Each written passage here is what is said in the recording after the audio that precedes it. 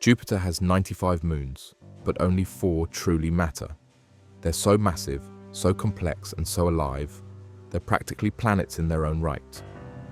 Discovered over 400 years ago by Galileo, these are the Galilean moons: Io, Europa, Ganymede, and Callisto, and each one is stranger than the last. Io, the fireball. Imagine a world where the ground is always moving, where volcanoes don't just erupt, they explode into space, and where the surface is constantly melting, freezing, and cracking again. Welcome to Io, Jupiter's innermost Galilean moon, roughly the same size as our own moon, but with a personality that's anything but calm. Io is the most volcanically active place in the entire solar system. That's not exaggeration, that's fact. Its surface is littered with hundreds of volcanoes, some towering higher than Mount Everest, and many of them are erupting right now, shooting plumes of sulfur and rock 300 kilometers into the sky. Why is this moon so angry? Blame Jupiter. As Io orbits, it's caught in a gravitational tug-of-war, pulled on one side by the massive bulk of Jupiter and on the other by its neighboring moons, Europa and Ganymede. This constant pushing and pulling stretches Io's interior like a rubber band, and all that flexing creates friction, which turns into heat, enough to melt rock into magma. The result? A world where the crust can't sit still, where the ground literally breathes fire. Its surface is unlike anything else. Instead of grey craters and lifeless rock, you see bright yellows, deep reds, oranges, a toxic painter's palette of sulfur compounds. The terrain looks like it's been splashed with radioactive mud. It's alien, violent, and beautiful in a terrifying kind of way. Io doesn't just erupt, it reshapes itself. Volcanoes appear and disappear. Lava flows can cover entire regions in days. Mountains rise, crumble, and vanish under new eruptions. It's a planet-sized forge, in constant motion. But the insanity doesn't stop on the surface. All that volcanic material, the sulfur, the ash, the plasma, gets blasted into space and caught in Jupiter's enormous magnetic field. Some of it forms a giant donut-shaped cloud called the Io Torus, a ring of plasma that encircles Jupiter and interacts with its radiation belts. Io is actually fueling Jupiter's space weather, and when the volcanic particles fall back, they create lightning, massive electrical discharges in Jupiter's upper atmosphere. This moon is literally causing storms on its parent planet. And yet, for all its chaos, Io might teach us about more than just geology. It shows us what happens when tidal forces go to extremes. It's a real-world example of how gravity alone can generate heat, drive volcanism, and reshape worlds. Some scientists even wonder if exoplanets orbiting close to their stars might experience similar hellish activity. Io is not a place we could ever land on safely. Its surface is unstable, and its orbit sits deep inside Jupiter's radiation zone. Exposure there would kill an unprotected human in minutes. But as a natural laboratory, Io is unmatched. A molten, shifting volcanic nightmare tied to the rhythms of its neighbors, forged in the fire of gravitational struggle and still erupting 4 billion years after it formed. This isn't just another moon. This is the solar system's wildest volcano, Europa, the ocean world. From the outside, Europa looks cold, a smooth, pale world, wrapped in a shell of ice streaked with long, dark cracks. It's easy to mistake it for lifeless. But beneath that frozen crust lies one of the most tantalizing mysteries in our entire solar system. Because Europa isn't just another icy moon, it's a moon that might be alive, not with people or trees, but with something more fundamental: water and maybe life. Let's start with the surface. Europa is slightly smaller than Earth's moon, and it's almost entirely covered in ice. But it's not static, ancient ice. It's young, dynamic, always shifting. There are very few craters. Instead, the surface is crisscrossed with fractures, ridges, and chaotic jumbles, like the Arctic shattered by an earthquake. It looks as if the ice is floating, moving, breaking, and healing, because underneath it, there's something moving. we're talking about a global ocean. Not lakes, not pockets, a whole ocean. Possibly twice the volume of all of Earth's combined. And it's liquid, kept warm not by sunlight, but by the same tidal forces that torture Io. Europa is caught in Jupiter's gravity game too, stretched and squeezed until its core generates enough heat to melt the water inside. That ocean is sealed off by 15 to 25 kilometers of ice. But here's the twist. That ice might not be a solid block. Some models suggest it could be more like a slush, moving slowly like glaciers, even allowing ocean water to seep up, refreeze, and then crack the surface again. And every so often, we see plumes. Massive geysers of water vapor erupting hundreds of kili. Evidence that water from the subsurface ocean might be breaking through. This isn't speculation.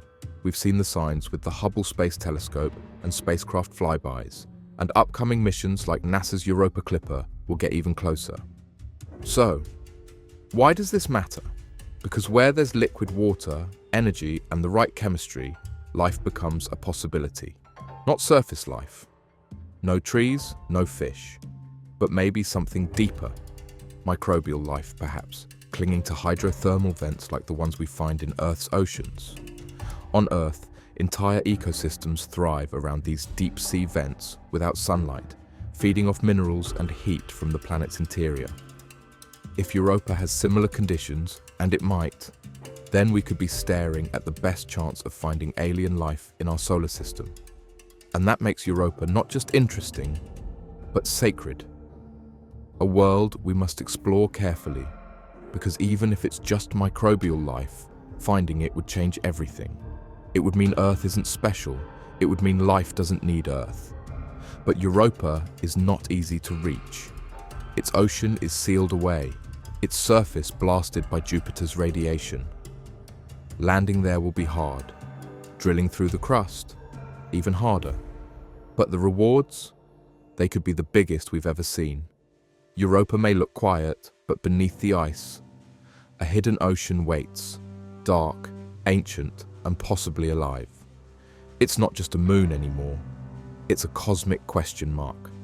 And we are getting closer to the answer. Ganymede, the giant.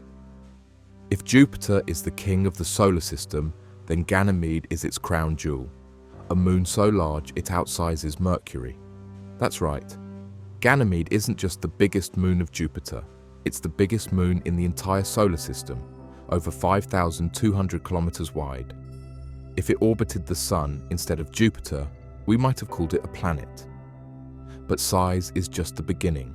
Ganymede is an oddity, a contradiction, a quiet heavyweight that's full of surprises. And perhaps the biggest. It has a magnetic field, the only moon in the solar system that does. Not borrowed, not induced. A real intrinsic magnetic field, like Earth. That means inside this icy moon, something is moving, conducting electricity. A molten iron or salty liquid core, perhaps. It's like there's a little planetary engine running deep inside, and that engine makes Ganymede glow, invisible to the human eye, but glowing nonetheless, with its own miniature auroras flickering near the poles. Imagine that, a moon with its own northern lights.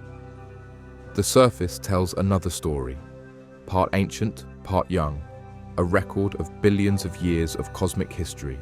You can see craters frozen in time, but also vast, light-colored grooves, signs of tectonic forces at work, where the crust has been stretched, split, and rearranged.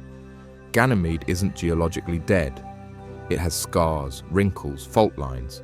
Something moved, something shifted, and maybe it still does. And underneath that surface? Yes, you guessed it, an ocean, maybe several. Scientists believe Ganymede has a deep subsurface ocean, possibly stacked in layers, ice, more water, like a cosmic lasagna stretching 100 kilometers down. It's colder than Europa, farther from Jupiter's intense gravity, but there may still be enough internal heat to keep that water liquid. So, is there life? Maybe. But if Europa is the lively younger sibling, Ganymede is the stoic layered elder, more massive, more stable, harder to read. and that's why space agencies are paying attention. ESA's JUICE mission, the Jupiter Icy Moons Explorer, is on its way right now. And where is it headed for its final orbit? Not Europa, Ganymede. That's how important this moon is. A target so compelling, so full of unanswered questions that we're sending entire missions just to orbit it. Because Ganymede might not just be the biggest moon. It might be a planet in disguise, with its own magnetism, its own ocean, and its own secrets. It's a silent giant, drifting through the Jovian system, holding within it the echoes of ancient processes that still ripple through our understanding of how moons, and maybe planets, evolve. Ganymede doesn't shout. It hums, with magnetism, with mystery, and with a gravity all its own. Callisto, the ancient one. Callisto is quiet, distant, cold. It orbits far from the chaos of Jupiter's inner moons, and it bears the look of something ancient, because it is. This is the most heavily cratered object in the entire solar system. Every square kilometer tells a story. Every impact scar, every frozen ripple is a chapter in a history that spans 4 billion years. In a way, Callisto is the solar system's memory card, untouched, unchanged, preserved. Its surface is so old, so saturated with craters, that new ones don't even stand out anymore. They just blend in, like adding one more drop of ink to an already dark well. But don't let that fool you. Beneath the dusty, battered crust, Callisto hides something unexpected. An ocean. Yes, even out here, far from Jupiter's punishing gravity, where tidal heating is weak and the sun is just a dim glow, there may still be a liquid ocean, trapped under a thick crust of ice. Salty, perhaps, and stable. In fact, that's one of the most compelling things about Callisto. It's quiet, yes, but it's also calm, geologically and magnetically. There's no evidence of recent tectonics, no massive outgassing, no signs of resurfacing, and for planetary scientists, that's beautiful, because it means Callisto offers a kind of control group, a place to study what happens when a moon is left alone. No volcanic eruptions like Io, no ice tectonics like Europa, no shifting magnetic fields like Ganymede, just pure, unfiltered time. And yet, this ancient moon might be the best candidate for a human outpost someday. Why? Because it's stable. Its radiation levels are far lower than the inner moons, and its surface is rich in water ice, useful for drinking, fuel, and shielding. Callisto might not be flashy. It's not the moon of fire, or the moon of oceans, or the moon with a magnetic heart. But it's something else, something rare. It's a time capsule, a frozen relic from the early solar system, still orbiting Jupiter like a sentinel. And perhaps, when the time comes to leave Earth, it'll be one of the first places humans stop, to rest, to study, or just to look out over that cratered landscape and feel the ancient silence of a world that has witnessed everything and changed almost nothing.